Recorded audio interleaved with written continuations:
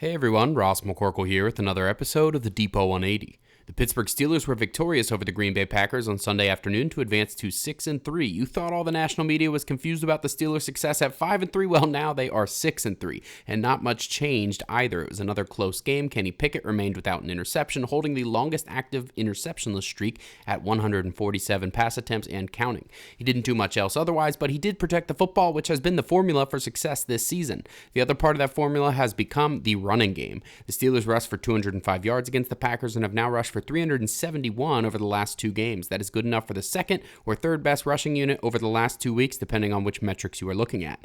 Jaylen Warren led the way with his first career 100-plus yard game at 101 on the ground. Najee Harris was close behind him, and both chipped in some extra yardage as receivers as well. They both also scored touchdowns, and those touchdowns were on the first two offensive drives for the Steelers. The quick start really allowed the Steelers to come out victorious, as the final score was 23-19. They didn't do much else offensively outside of those first two drives.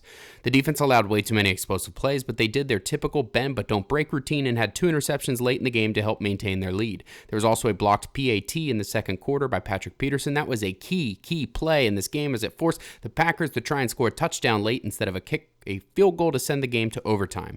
Unfortunately, Kwon Alexander tore his Achilles in this game and was placed on injured reserve earlier today. The Steelers also released offensive lineman Joey Fisher and tight end Scotty Washington from their practice squad.